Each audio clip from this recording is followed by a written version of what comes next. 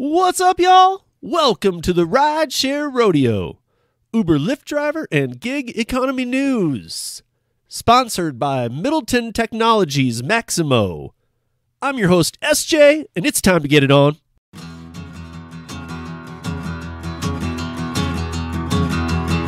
Well, midnight headlight, blinding on a rainy night, steep grade up ahead, slowing down and making no time. I gotta keep on rolling. Those are windshield wipers slapping out the tempo, breaking from the rhythm with the song on the radio. I gotta keep on rolling. I'm driving my life away.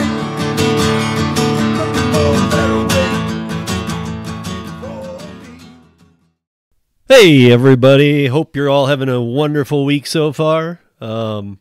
Hope you're out there earning and doing great on whatever platforms you are choosing to work in the gig economy. There's a lot of stuff going on in the gig economy right now, you guys. The first thing I want to mention tonight, though, or today, is that this week you might have noticed that the podcast dropped late. So the podcast is going to drop this week. Well, it already dropped. You're listening to it.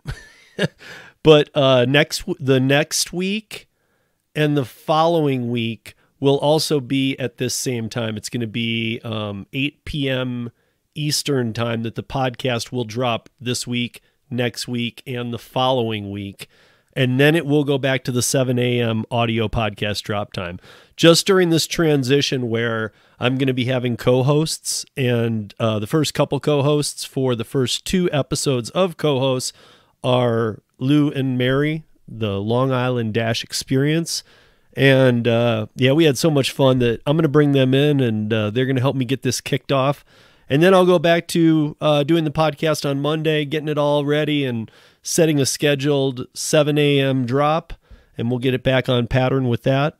Also this month, pretty much can be dropping a lot of podcasts that have been kind of backfiled, in the Jason Terry taught me a while ago that, you always want some in the one or two in the back in case you get sick or something happens. But sometimes I've done that, and it was great advice, but sometimes you got to do a clearinghouse and get all those out there because they start becoming time sensitive a little bit. So you're going to see some roundtables and some other things coming out. So this month's just going to be plugging away at stuff.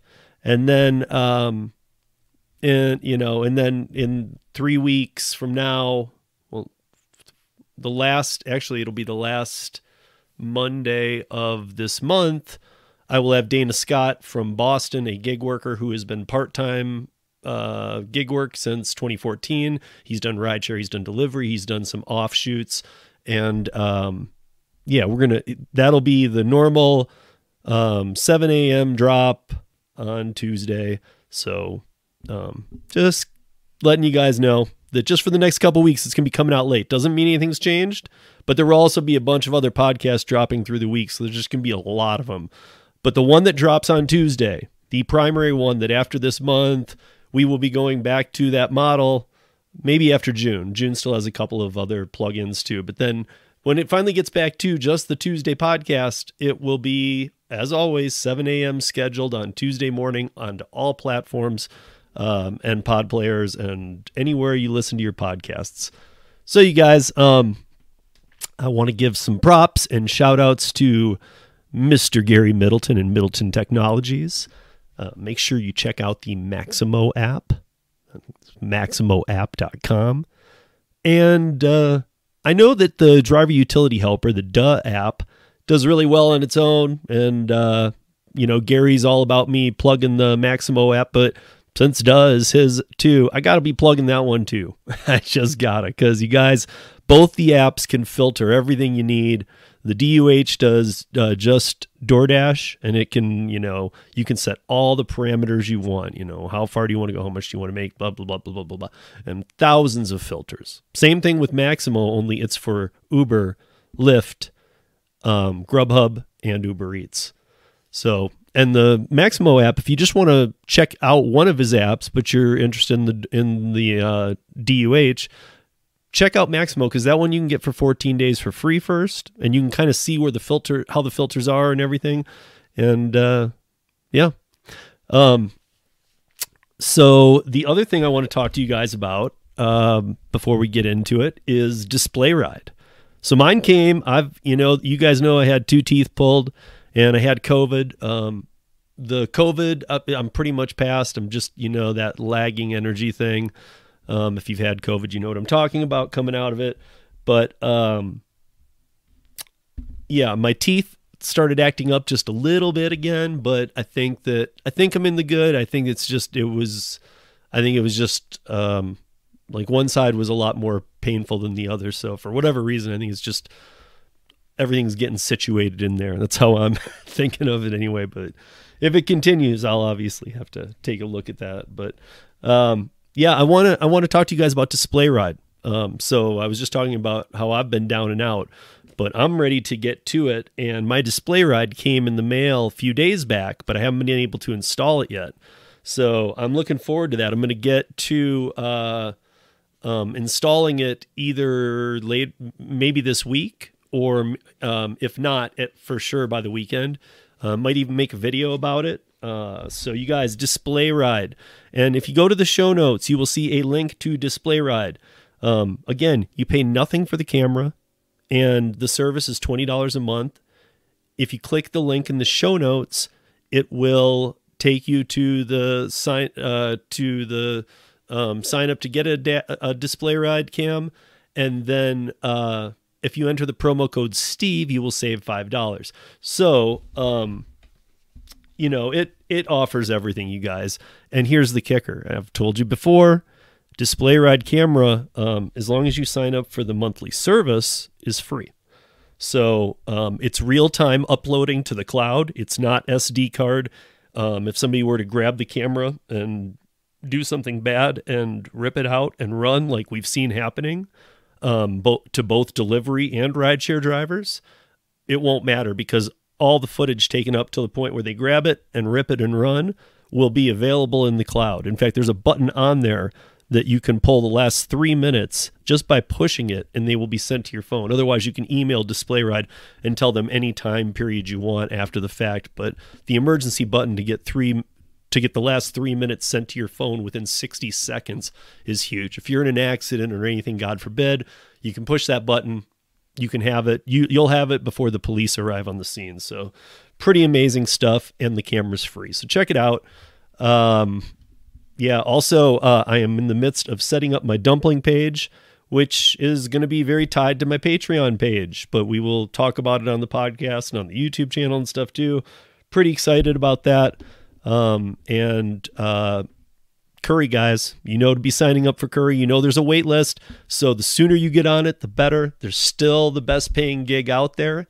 I have made a couple of days out of it, but I always say to you guys, you can't make a day off Curry. Now, I have recently made 2, but don't count on that, but get on the waiting list. Don't let the waiting list throw you off. Get on it. It's summer, and it's last mile construction delivery services. And I'm even thinking about putting my shipped link into the show notes, you guys, because that the thing I've done most are Uber and Lyft, and I do not put them into my show notes because I only put in links that I use, that I love, that I believe in the company, and that I think are the best things out there to make you money. And right now, and for a long time now, I would not want people going off a recommendation of mine, even though I'm not recommending it, just even the link in there to Uber and Lyft. I don't want to have any association with somebody isn't making enough money on delivery, so they try rideshare, because I think that rideshare is a whole different animal, and the pay for it right now needs a lot of work. So I don't want to be recommending that to you guys, and that's just what it is. So let's get into it. All right, so first and foremost, you guys know what tomorrow is? Tomorrow's Wednesday. By the time you're listening to this, it might be Wednesday. It might be Wednesday. Now, if it is Wednesday, or if it isn't, but if it is, or when it is, make sure you launch the Para app, update the Para app, launch the Para app, and connect your Uber Eats. And guess what, guys? Connect your Uber too. Did I just say that? Did I just say connect your Uber too? Why would you connect your Uber? Let me see. Let's talk about this real quick. So I want to tell you guys what's coming up in the Para update tomorrow. So for Uber Eats, the features that will be included through Para are the address of where you're delivering to, the total mileage, flagging feature for the restaurant and building, but not for a person, not for the customer. You'll get $1 per mile, and a total drive time will appear in Para. That's for Uber Eats. So what could we do? What could Para be doing for Uber? Well, let's look. For Uber Rideshare, it's going to show the address, total mileage, $1 per mile, total drive time, and pickup address.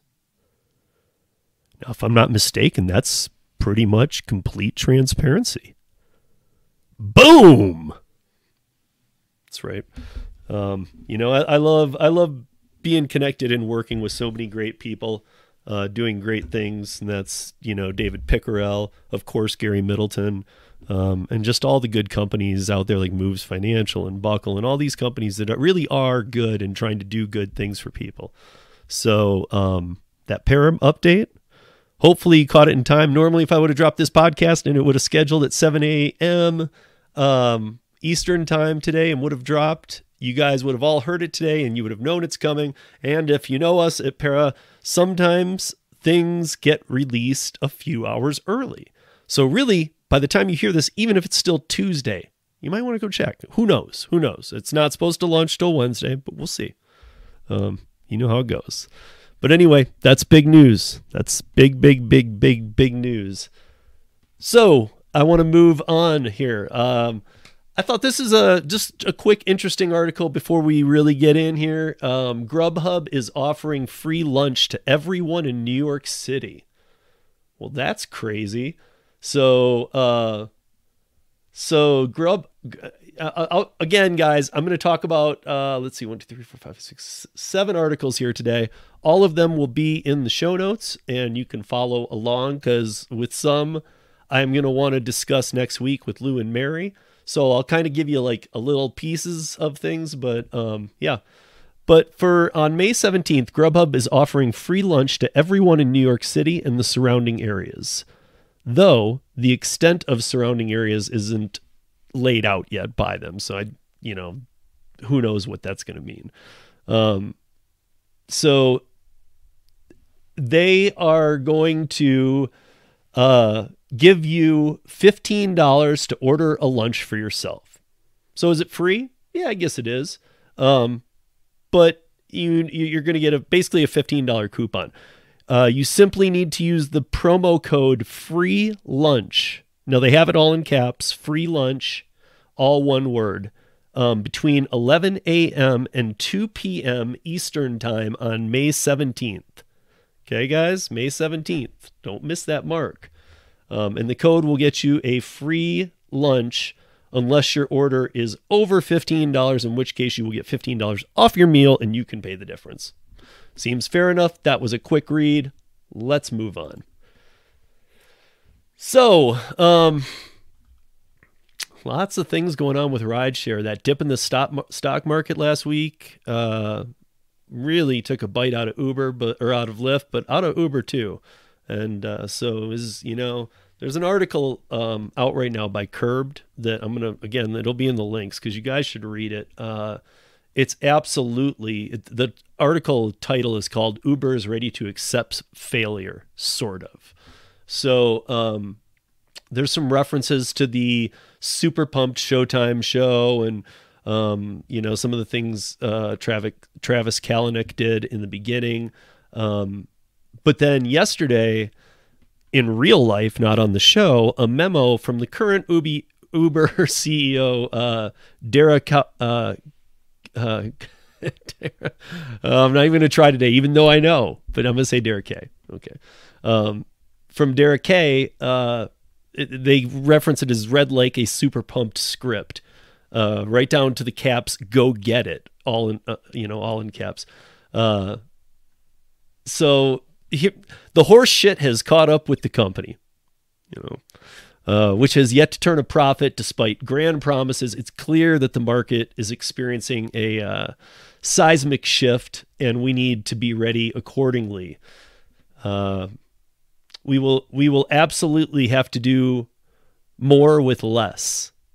Now, this is from Dara, so he's like, I'm sure you guys have seen the other articles about he's expecting more out of their employees now. People that leave Uber don't really go out and get the super highest tech jobs these days. I mean, Uber's taking on so many employees that unless you're up there at like CTO, CEO, and even then, what have you better have a good track record of exactly what you've done over at Uber, because they've never made any money. So, but I mean, working at Uber isn't really like a huge, it's going to land you any job in the tech field kind of thing. So the fact that they're going to like really tighten down the reins and, make sure that, people, that they're only getting the best, and that people, it's crazy to me, because they need to instead start figuring out where to make some money, So, here's like a piece out of the article that I don't like reading articles to you guys, but I will read pieces from time to time. So here's one. But just because Uber hasn't made money doesn't mean it hasn't made an impact. Tens of billions of dollars, a great deal of it coming directly from Saudi oil interests, have been funneled directly into closed-door city hall meetings where Uber has delivered variations of horseshit speech to nudge American urban policy away from the investment in public transit. This was, in fact, a key of the quote-unquote bezel. So,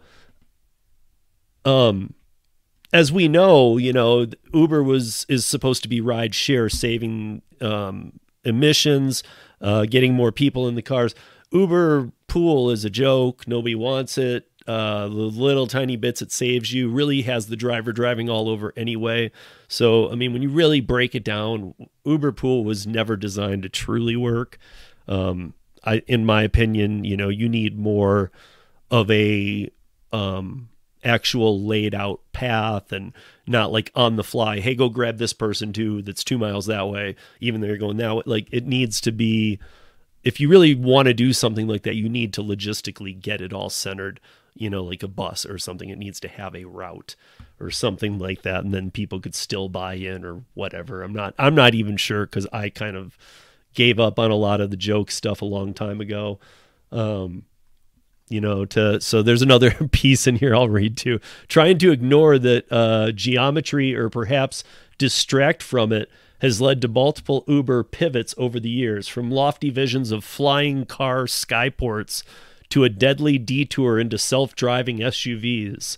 But along the way, Uber seems to have forgotten how its original promise might have actually helped solve urban transportation problems. With gas prices high, ride sharing can help save that money, reduce emissions, same thing I was talking about, and tackle congestion all at the same time. Anyway, you guys, I have the link up. It will be in the show notes here, and take some time with this one, because we will probably come back to this next week. This is part of me bringing on the co-hosts. I want to get some other people's opinions as I walk through some of this stuff for you. So there's another really interesting story out about Uber that also is following last week's plunge, which, if you actually looked, whatever it was, Wednesday or whatever, that was like one of the worst stock days.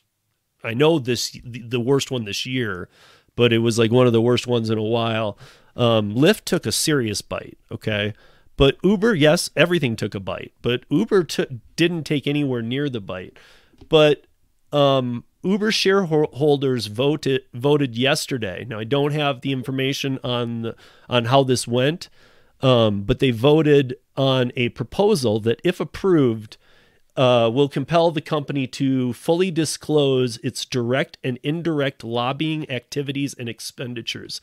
I don't know about you guys, but that's one of the most exciting sentences I've ever read. This is in TechCrunch. It will also be in the show notes. Again, awesome, because you know what?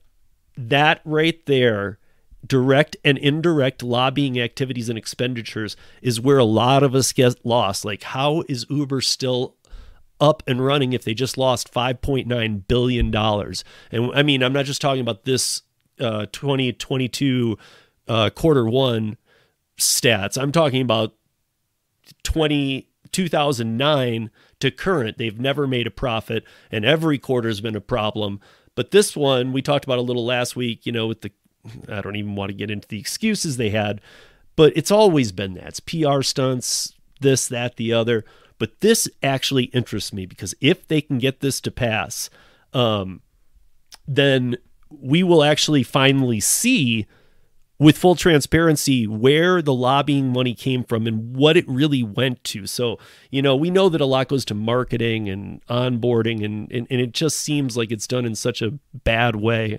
In fact, I had with Tom, I got a call from Tom Dalton, one of the senior correspondents at Business Insider, yesterday, and we talked for like an hour about an article he's writing, and it's kind of in this same thing about, how does rideshare move forward? How does it pay well enough to bring drivers back? How do you incentivize these drivers to be happy? And we just went through so many things that I won't. Again, I'm gonna, this kind of, and the last one I'm gonna save for next week to hopefully have a little more information on, but also be able to discuss with Lou and Mary, because I think that even though they do food delivery, I just want to hear some other people's opinions. But so the advocates of the proposal argue that such information is critical to understanding the sustainability of Uber's business model. I agree with that, but not in terms of, okay, where these lobbyists, are they growing? This, that, the normal factors that you would look at in this kind of situation, what they're asking for would be to see the growth and development and all that kind of stuff. This is more of a hand it over. We want to see everything that you've kicked under the rug now. And so, because if you've kicked too much under the rug, even from us, and it isn't sustainable, we need to know this now. So again, they're in bed with so many states and cities and all this. But, I mean, we're going to see. There's lots of legislation coming down the pipe, and we're just going to have to see. But this discussion will be to be continued next week, for sure. All right, guys. So one thing we always talk about is there a worthy advocate competitor for Uber and Lyft? Is there a possibility of somebody else entering the rideshare space and actually making it? So I don't know. Do you guys remember Getaround? So there's been a few startup rideshares. Mostly they've been localized to certain cities. In Austin, they've tried a couple. In a couple other cities, we've seen a couple. And then we've seen some kind of off-brand ones, like ones to take kids to school and more of like a van format. But those usually flip upside down, or grandparent ones, and kind of minus the big ones. There's like two big ones. There really aren't those kind of niche services yet, but just straight up rideshare. Do you guys remember Getaround? Well, they were one of the ones still keeping it alive going into the pandemic. And people kind of forget about Getaround a little bit. And so, while Getaround isn't as widespread as Uber and Lyft, obviously, the company has an opportunity as it expands into more countries and gets more people joining the car sharing movement. So what was it? In 2019, just prior to the pandemic, Getaround spent $300 million to acquire Drivey, Drivy. If you guys don't know Drivey, that's a European thing, which is, driving is a European car sharing platform like Uber and Lyft in Europe.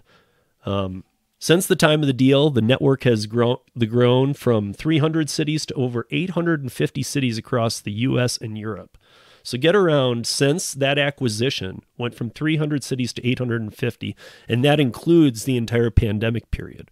So they're about to kind of make some waves here in the U.S. market as they really try and get some cars out there. So watch for Getaround in your area if you're a rideshare driver, and obviously get signed up for it. I can't talk much on the pay model. I looked, I can't find anything on how they pay different or whatever, but anything to have another person in the fight for rideshare here, because it seems to be all Uber these days. I mean, there is some Lyft going on, but Uber's in bed with every state, country, government, this, that, the other. They've really laid so much groundwork that they've kind of got Lyft almost, I don't want to say defeated, but almost defeated. We need a Getaround. We need another rideshare to step in. And even if it can't take on Uber, at least pull away from some of Uber's user base, and enough that it keeps Getaround up and running so that they can slowly, to scale, advance the city growth across America. Because let's face it, if anything happens to Lyft, we're dealing with a monopoly, and that's in this country, and that's not a good thing. It's not a place we want to be. So, watch for Getaround anyway. And then, I don't know if this one's local to me, you guys. It did happen on May 3rd, so it was a few days back. But I do want to talk about it because, I don't know, I find it very weird that this is even an option. But here's the headline, and again, everything will be in the show notes. You guys know that. But Denver deputy fired after inmates smuggled drugs through Uber Eats delivery. So, a Denver Sheriff Department deputy has been fired after admitting to allow 2 inmates to order Uber Eats, in which they smuggled drugs into the facility. So, Deputy Derek Peterson was fired on Friday after a lengthy investigation into whether or not he knew the 2 inmates, one charged with murder, were attempting to smuggle drugs into the detention center. According to the department determination of discipline document, in the incidents, the 2 inmates recognized as TL and DW were able to smuggle drugs into the downtown Denver detention center through a connection at the food delivery service. They smuggled drugs believed to have been used by a 3rd inmate who attempted suicide. The inmate did survive. The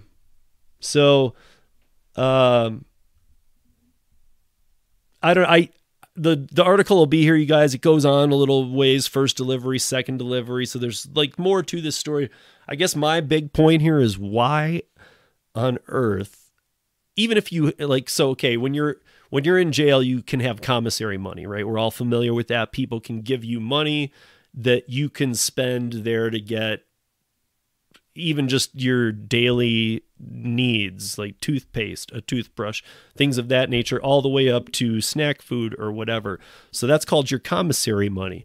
So I am of the opinion, and we just had this discussion recently, that Uber Eats, DoorDash, Grubhub are luxuries. Those are not necessities in life. Those are luxuries. To be able to order food out is a luxury. If somebody spends $50 to feed them and their 2 kids Uber Eats for dinner, but they don't have groceries in the fridge, that is a luxury, and that was very wasted money, because $50, even though inflation means you're not getting much at the store these days, $50 still goes a lot farther to get food than it does to pay for one single meal. So that said, I'm just wondering why such a luxury is available in prison. But I will leave you guys to read this article. I am waiting for more to come out. But I don't know. I don't know where else this might be going on. I would think that, there's a little more security to just driving up to the prison to drop off Uber Eats deliveries. I don't know, man. The whole thing sounds weird to me. Even if there hadn't been drugs smuggled, it just seems weird that food is being delivered into the prison. I don't know. I'm not sure that I understand why. And, you know, because even if it's the one guard, there's other guards, there's cameras, all kinds of stuff. So there was obviously there's other people in on this as well. So,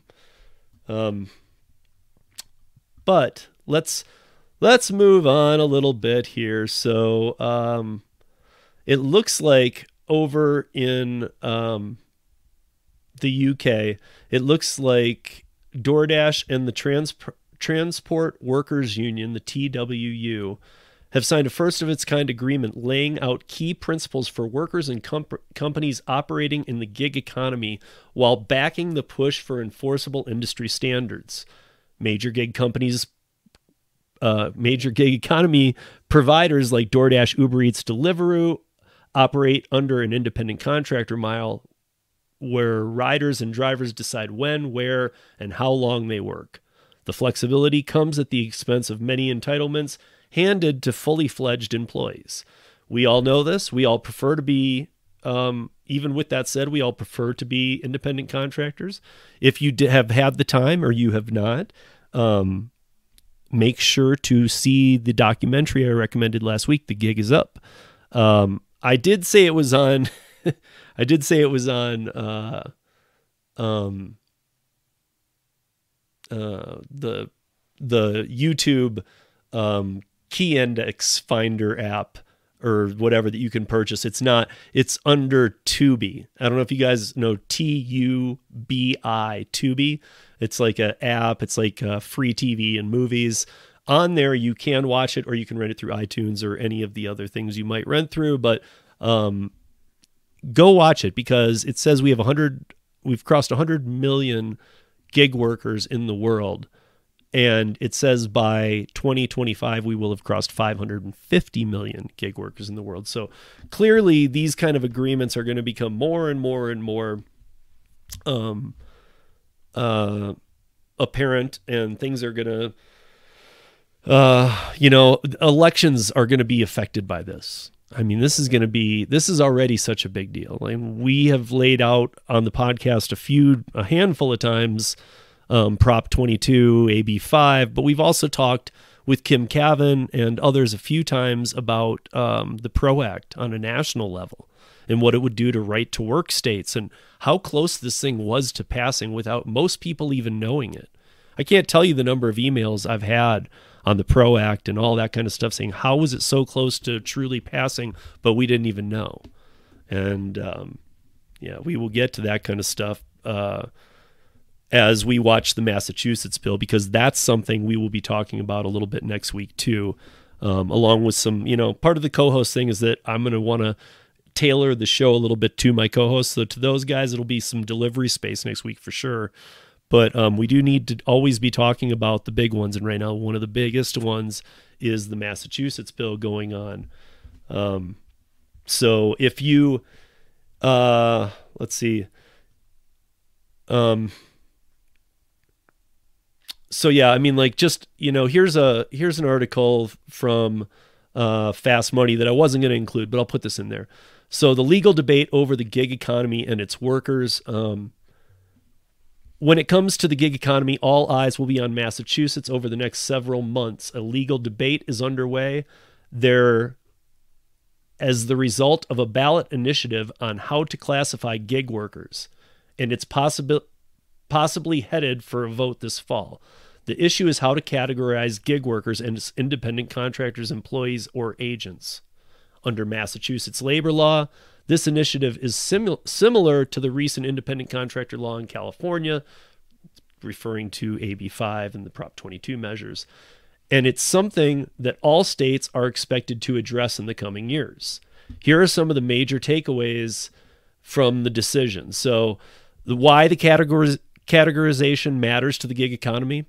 At the heart of this legal debate is a rather straightforward question. How should gig workers be categorized? For the most part, companies like Uber, Lyft, and DoorDash want their workers categorized as independent contractors rather than employees. Some unions and those on the other side of the debate want gig workers categorized as employees. of the companies for which they perform services. While a majority of gig workers prefer to maintain their status as independent contractors. The debate over legal definition of work and employment is nothing new. Employment law discussions go back for well over a century, guys. But the gig economy is a different beast, in part because of the dependence that exists between workers and the companies for which they operate. It blurs the lines between employee and independent contractors is what it does. So as the legal debate continues, another important question will be addressed. Can these businesses operate profitably with legal constraints placed on the employee model? So real quickly, what do the gig companies want? Okay, what gig companies want? Gig companies like Uber, Lyft have been spending millions of dollars in Massachusetts on an initiative that would categorize their workers as independent contractors in general, such as contractors receive far fewer rights and benefits than employees. Those in favor of this initiative say it helps preserve the flexibility of the gig economy for workers, and since the companies already categorize these workers as independent contractors, the ballot initiative basically reinforces their legal status. Another part of the debate is the economics of the gig economy, companies, and whether they can operate profitably under the employee model. Well, they can't operate profitably under the non-employee model.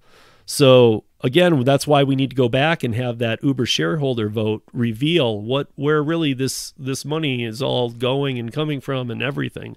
So yeah, I mean, what they're saying, what they want, what's, been out in California, but here's a difference that's happened out here. In California, they passed AB 5, went into law, fought over it, were demanded to make payment in February 2020, a month after AB 5 went into effect. Uber and Lyft said, no, we'll leave the state. They were granted a stay, and that they didn't have to obey that law till November, when Prop 22 would be voted on. That has been voted on, and that is being challenged and all kinds of other things. But here is, because Massachusetts has AB 5 type law in it, here is Uber and Lyft and some of the delivery companies starting to get their money together again, like the $200 million or the $208 million that they fought AB 5 with to get Prop 22 passed. Instead of that, I think they're hoping on a much lower amount than $208 million having to be spent between all these companies if they get ahead of an AB 5 type law and get the proposition in place first.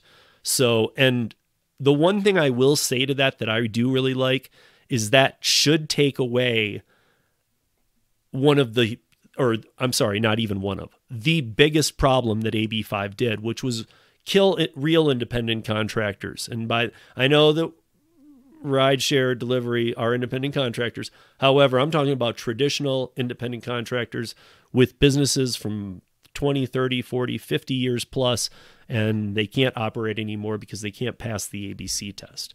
Well, Massachusetts has a form of AB 5 already in its constitution. So does Colorado. Most states do. It's buried, but if it's dissected and they want to bring it out, they can, which can enforce some labor laws that we don't really want to see. At least in all the, we could argue if it's 85 or 90% of gig workers would like a AB 5 type employee model. I think it's more of 90 plus, especially since so many are part-time, they wouldn't want that. But the flexibility, everything. So I think at least 90 is a fair number. And to say that 90% of people don't want these type legislations who work in this industry says a lot, speaks for itself. I shouldn't have to say a lot more than that.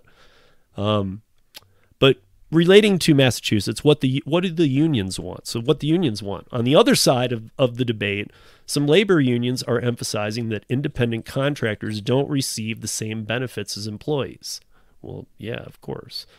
With the gig economy growing at a substantial rate, in part because of the increased demand for services from the pandemic, some argue that now is the time to categorize gig workers in a fairer manner that provides them better benefits. If the unions get what they want, they'll have effectively grown their market share of workers eligible to be unionized by a larger number than they have ever seen before. Now that statement is saying ever before, going all the way back to the beginning of unions when a lot of them were for the good. Now, we had, when I had John McCallion on, we discussed that there are some unions that, need to be there, police, fire, probably the teachers, even though it needs like a good house cleaning, I would say. But those are unions that need to be there. But I'm not a union fan. I'm not a fan of, especially here in a virtual SaaS space, a software as a service space, where you're opening up an app and getting your jobs. I really don't see why you need a union rep and why they could call a strike and why, I don't see it, because here's the bad side of unions. Most of you, I'm sure, know this, but unions don't work for free, guys. And guess what? If it becomes union, you have to pay union dues. You don't have a choice. If this becomes a thing, you're not able to go, hey, I don't want to be part of that union. I'm just going to stay independent. No. That's why the unions are pushing so hard, because they want you to have to pay your money. They want to have your hand in your paycheck pocket and be able to pull their huge percentage out of every paycheck before you're allowed to do anything with it. So, yeah. If you don't know a lot about unions, go listen to some of the podcasts that I have with Kim Cavan, Karen Anderson, Gail Gordon, or Lisa Rothstein, or watch them on YouTube. I even had one where I did a roundtable with all of them. Check it out. We really get into a lot of the nuts and bolts. So in this, is this the last part here? Yeah. And so in the last part of this is what the gig workers want. Okay. What gig workers want is right in the middle of the debate. They enjoy the flexibility and autonomy provided to independent contractors, but want some protections that reflect the nature of their work and the dependence they have on these companies to survive. There are several key factors to watch as this debate plays out.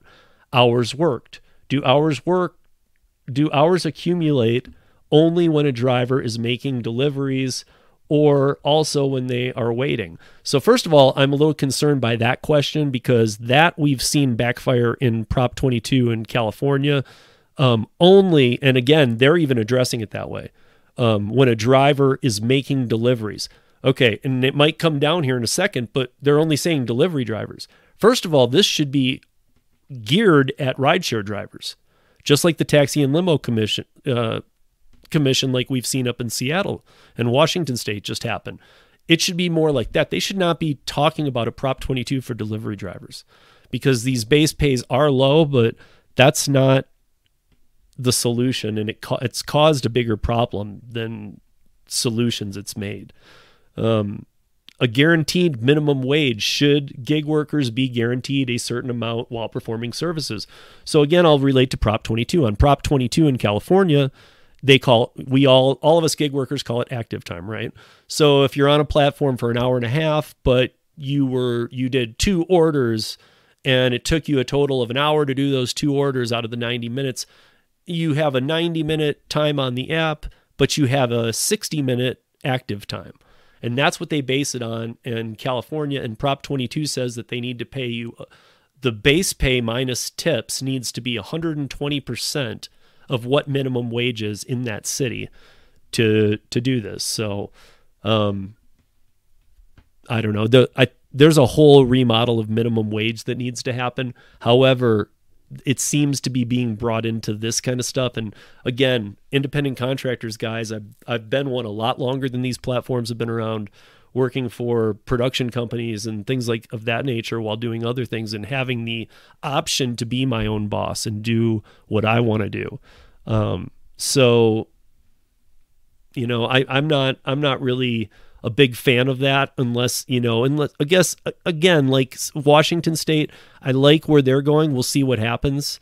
It's for the rideshare. So they kind of made it so if you have a passenger, you would qualify for this, but food won't. But what else are they fighting for? Benefit stipends. So this This is something they will be getting to rideshare drivers in Washington State, and that they are giving to California people. So the stipend it included such as healthcare. How much will the stipend be? How much of your healthcare will it cover? Will you have to switch plans? Is this stipend sufficient to cover what it is intended to? Not really, I mean, we've already seen that. However, they're pretty big stipends. I mean, if you just want to have like health insurance that really doesn't do anything for you except for catastrophic, you could probably afford that or come very close with the stipend money. So I'm not totally opposed to some stipend.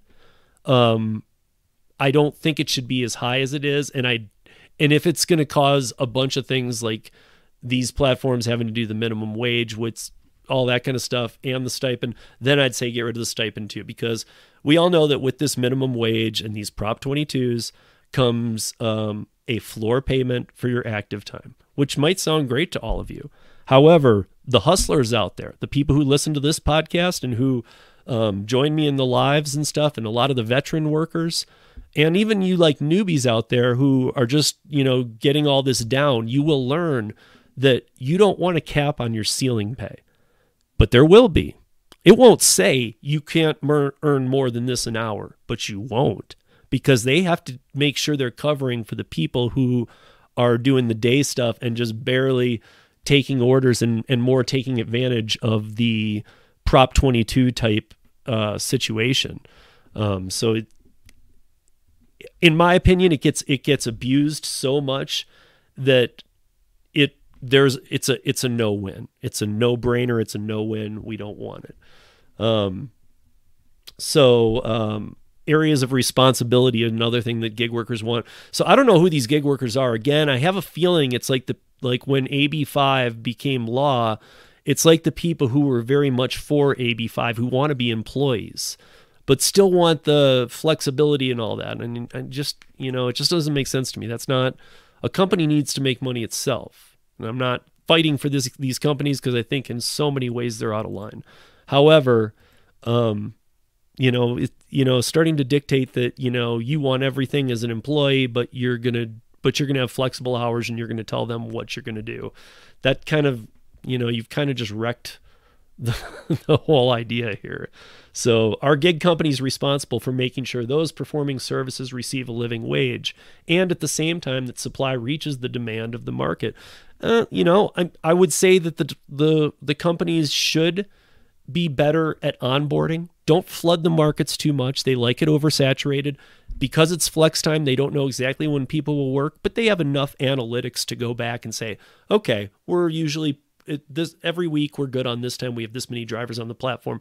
They could start slowly onboarding like Grubhub did in the beginning, like Curry does now, things like that, so that you don't have too many people out there.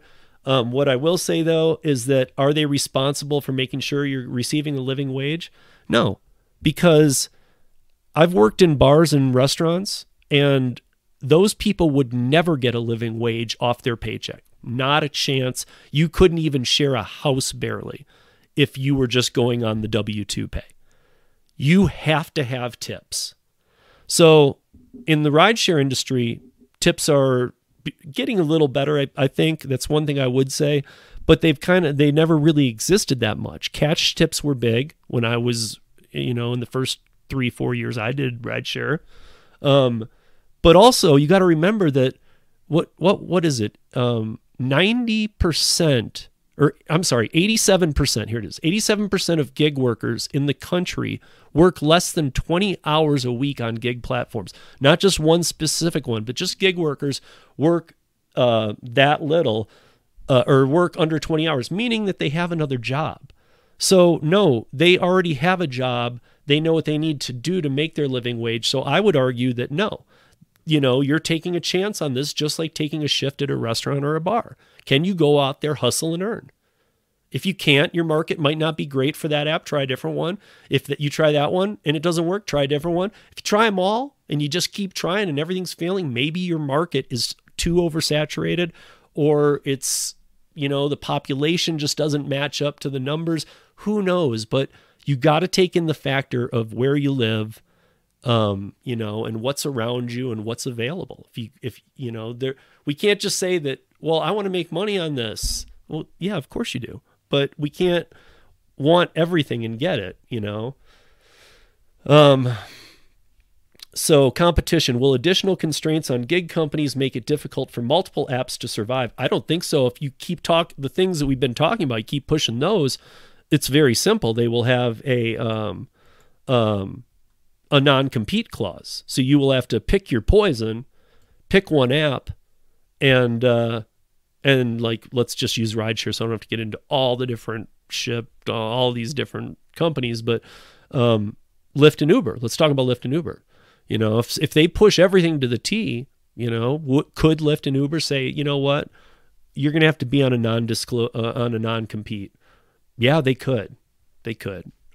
I know that some people might argue you're an independent contractor. They couldn't. They could, because they could claim. I mean, we've seen them do worse. Claim company secrets, this, that, the other. Even though you're not privy to them, they don't want you working both platforms because it causes inconsistency. I've seen a lot of language from Uber and Lyft about this, which tells me they're preparing for one heck of a battle on this. But while we wait and see this, you know, we're watching California kind of go upside down with AB5. Here's the bottom line in California, and this is a shout out to all of my repeal AB5 people. Repeal AB5 now. It has been a career ender, a life destroyer, and unless you were very upper echelon, you did not get a carve out. And if you did an AB 2257, that was a year and a half into it. And then they had so many carve-outs, they literally had to rename the bill because it was so ugly. So, yeah, I don't know what to tell you on that one. But again, these are stories we'll be following. This is about what I can do for today, guys. My mouth is at one side, man. It starts swearing up on me. My jaw gets tight. Hopefully it's just recovering. I think it is. It's not like pain, but sometimes it hurts. But yeah, so make sure that you are checking out all of our platforms. Lots going to be going on the audio podcast here. So I would just, instead of me trying to lay it all out here right now, I would just say just catch as many, just keep checking, because you're going to see that 2, 3, maybe 4 in a week for the next 4 or 5 weeks are going to be dropped while I'm playing catch up with some episodes. I just want to get them out to you guys. There's no reason to just, you know, not put them out. And, they were there for like emergency type reasons, and I'll have to start creating some more in case there's an emergency situation so that I have something to plug in. That's part of the reason of going through some co-hosts too, is that just in case I want to take a vacation or do something that, you know, I've got some people I can turn to and have that happen. Luckily that happened on the YouTube channel. And if you guys heard it, I brought over the roundtable last Friday from the YouTube, where when I was really, really hit with COVID and this teeth thing, Hannibal Darby, Gary Middleton, John Theory TV, and Kim from Kim's Side Money all took the stage and handled the roundtable without me. They did a great job, and I'm just thankful to have so many great people around me. But yeah, guys, we'll be back here next week. Again, it's going to be a night drop. But I will have Lou and Mary, the Long Island Dash experience with me, and we're going to be talking about a lot and chopping it up. So make sure that you guys join us. And until then, get out there and earn some money, be safe, and make sure you spend some good into this crazy world. We'll see you back here next week on Rodeo. Peace.